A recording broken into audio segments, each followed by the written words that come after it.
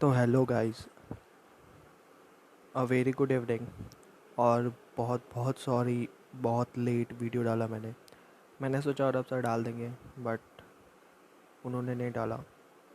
और फिर मुझे पूरा पढ़ने में, समझने में, इंटरप्रेट करके प्रेजेंट करने में बहुत टाइम लग गया। तो चलो शुरू करते हैं। जो मेन हेडलाइन है आज का वो है factory output begins FY 23 on high jumps 7.1% in April. Factory output क्या होते हैं? मतलब जो इंडस्ट्रियल आउटपुट है, इंडस्ट्रियल आउटपुट हमारे जीडीपी का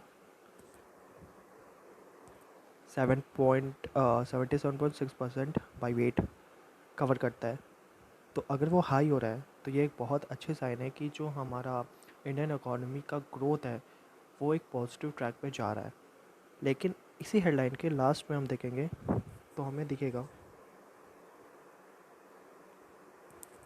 ये strong headwinds, industrial activity and overall economic growth could moderate as the economy runs into high commodity price, rising inflation and monetary tightening। यानी इन्फ्लेशन बढ़ रहा है, कमोडिटी प्राइसेस बढ़ रही है और इसकी वजह से आरबीआई को मॉनेटरी टाइटनिंग करनी पड़ रही है। इस सब की वजह से जो ग्रोथ हमें पॉजिटिव दिख रहा है वो आगे जाके मॉडरेट हो जाएगा।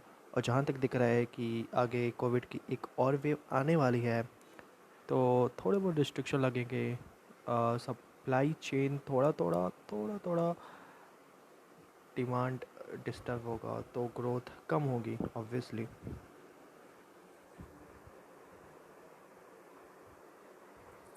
तो पहला हेडलाइन कवर हो चुका है, आगे बढ़ते हैं। एक्सट्रीम राइट में वो जो मैंने काटा है वो फाइनेंशियल न्यूज़ नहीं है। नीचे उसके जो मेन हेडलाइन है उसके नीचे देखते हैं ये वाला न्यूज़, ये वाला stocks rupee tumble as US inflation concerns hit markets. अच्छा, ऊपर वाले में तुम लोग FY 23 का मतलब तो जानते होगे ना? मतलब फाइनेंशियल 23 मतलब अब 1 अप्रैल 2022 से लेकर 1 अप्रैल 2023 तक को फाइनेंशियल ईयर कहते हैं। और उसे शॉर्ट फॉर्म में FY 23 कहते हैं। 23 हमेशा लास्ट वाले ईयर को लेते हैं। जैसे तुम देख रहे होगे FY 23। नेक्स्ट जो है वो बता रहा है हमें कि देखो अभी हमारी कंट्री में क्या चल रहा है, इन्फ्लेशन बढ़ता जा रहा है, फॉरेक्स रिज़र्व कम हो रहे हैं, रूपी की वैल्यू कम हो रही है, रेपो रेट टाइटन किया जा रहा है, एफडीआई या एफपीआई यानी फॉरेन इन्वेस्टमेंट कम हो रहा है, और जो करंट अकाउंट डेफिसिट है वो भी बढ़ता जा रहा है। और तो ये एक बहुत बेसिक न्यूज़ है जो आगे जाके इससे रिलेटेड बहुत सारी न्यूज़ आएगी और तुम लोग समझ जाओगे। तो इस वाले को मैं ऐसे ही छोड़ हूँ, मतलब इसका क्या मतलब है? अब अच्छा चलो मैं तुम्हें बता देता हूँ कि स्टॉक क्रैश होने का क्या मतलब होता है। क्योंकि ग्लोबली इन्फ्लेशन बढ़ रहा है, रशियन यूक्रेन वॉर की वजह से ऑयल प्राइसेस बढ़ गई है। अब तुम ये गौरतलब है कि रशिया जो है वो सेकंड लार्जेस्ट एक्सपोर्टर है क्रूड ऑयल का, जिसकी वजह से कमोडिटीज़ बढ़ी है, नेचुरल गैस की प्राइसेस बढ़ी है, कोल पेट्रोलियम की प्राइसेस बढ़ी है, एनर्जी डिमांड बहुत बढ़ती जा रही है क्लाइमेट चेंज की वजह से। इस सब की वजह से इन्फ्लेशन बढ़ा है। अब इन्फ्लेशन बढ़ने का क्या मतलब हुआ? मतलब सप्लाई ज़्यादा है, नहीं, सप्लाई कम है, डिमांड ज़्यादा है। तो इससे स्टॉक क्रैश क्या होता है? स्टॉक क्रैश होता क्या है? मतलब जो स्टॉक का जो स्टॉक पॉइंट्स है वो गिरते हैं। स्टॉक पॉइंट कैसे निकलते हैं वो तो मुझे नहीं पता, वो अरब से तुम लोग पूछ लेना। लेकिन मैं तुम्हें ये बता सकता हूँ कि स्टॉक क्रैश होने से क्या होता है। बिकॉज जब स्टॉक पॉइंट गिरेंगे तो स्टॉक क्रैश होगा। स्टॉक क्रैश क्यों हो रहा है और उसके गिरने का मतलब क्या है? देखो मतलब ये है कि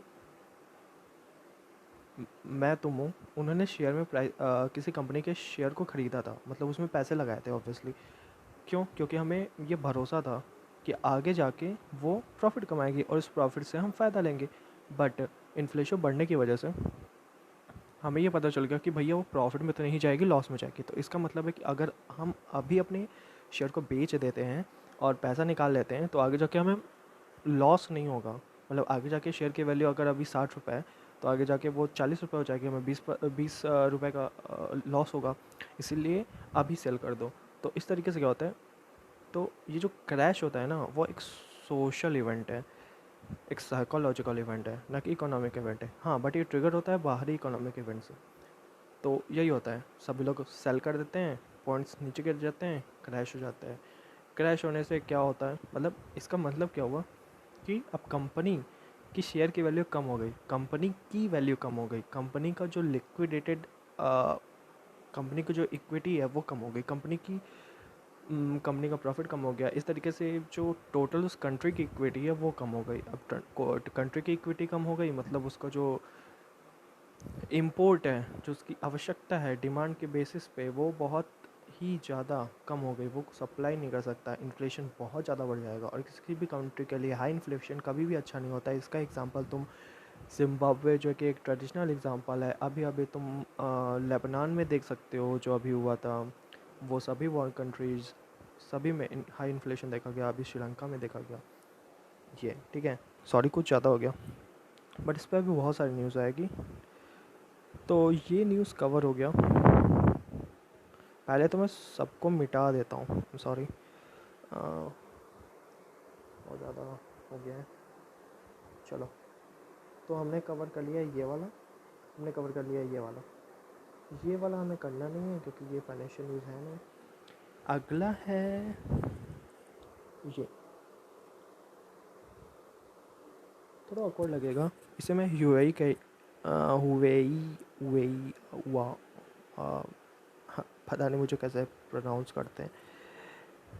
चलो इसे नॉर्मल इंडियन अंदाज में हुवेई कहते हैं। देखो, हुवेई इंडिया जो है उसके सीईओ और 3 एग्जीक्यूटिव अफसर को आईटी केस में समन किया गया है दिल्ली कोर्ट में। ऐसा क्यों किया गया? देखो, एक साल पहले हुआ ये था, इसका बैकग्राउंड ये है कि हुवेई जो है उसके ऊपर सिक्योरिटी इशू के चार्जेस लगे थे। तो गवर्नमेंट ऑफ इंडिया ने उससे, या कंसर्निंग अथॉरिटेरियन ऑफिसर्स ने, आईटी डिपार्टमेंट ने उससे इन्फॉर्मेशन मांगी थी। हुए ने क्या किया कि उसने इन्फॉर्मेशन देने से मना कर दिया, या उसके जो ऑफिसर्स हैं उन्होंने इन्फॉर्मेशन साझा करने से मना कर दिया। अब इस पे उन्हें कोर्ट में हाजिर होने का आदेश दिया गया है, बस इतना सा है, ठीक है, इससे ज़्यादा कुछ नहीं है। लिखा भी है, non compliance by executives led to obstruction stifling of such court, यहाँ पे लिखा था। ये वाला भी हेडिंग कवर हो गया। चलो देखते हैं ये वाला है। इसको अगर सिंपल लैंग्वेज में समझाऊँ तो एक कंपनी है जिसने दूसरी कंपनी के एक सब्सिडियरी को ख़रीद लिया है। अब इसको कैसे ख़रीदा है इसके बारे में डिटेल दिया गया है और कंपनी का नाम दिया गया है। चलो हम अच्छे से समझते हैं। मैं इसकी बात करूँ, यहाँ पे 2 कंपनी है बड़ी बड़ी, CPPIB और ब्रुकफील्ड। जो CPPIB है वो Canada based pension plan investment board है, जिसे कहेंगे Canada pension plan investment board, CPPIB। और एक ब्रुकफील्ड है, जिसकी सब्सिडियरी का नाम है इंडिया रोड बेस। तो CPPIB ने इनविट के थ्रू, इनविट एक प्लेटफॉर्म है, जैसे तुम स्टॉक में शेयर खरीदते हो इसी तरीके से तुम इंफ्रास्ट्रक्चर प्रोजेक्ट्स में शेयर खरीदते हो, उसी तरीके से तुम रियल स्टेट पे शेयर खरीदते हो। वहाँ पे उसे शेयर नहीं कहते हैं, बट इनविट और रिट स्टॉक मार्केट की तरह ही एक मार्केट है। पहले लोगों को रियल स्टेट में जाना पड़ता था, खतरा होता था, तुम समझते हो कैसा खतरा। बट अभी क्या है कि वो ऑनलाइन हो चुका है, तुम कुछ शेयर्स खरीद सकते हो, उसकी प्राइसेस ऑब्वियसली लाखों में होती है, बट जो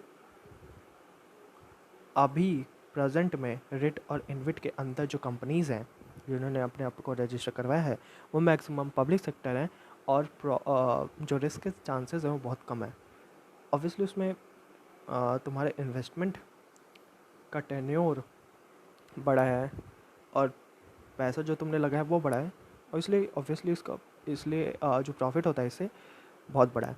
तो मैं अगर सिंपल मामले में कहूँ, सिंपल लैंग्वेज में एक और टर्म आएगा, टर्म मैं क्या कहूँ, जो जो कंपनी थी रजिस्टर्ड इनविट पे, जिसने ये चीज़ें करवाई, वो थी इंड इंफ्रा विट, यानी इंडिया इंफ्रास्ट्रक्चर विट। तुम समझ सकते हो, ऐसे शॉर्ट फॉर्म में कंपनी का नाम लिखा गया होगा, बट कंपनी का नाम इन्फ्राविटी है, ये एक ट्रस्ट है।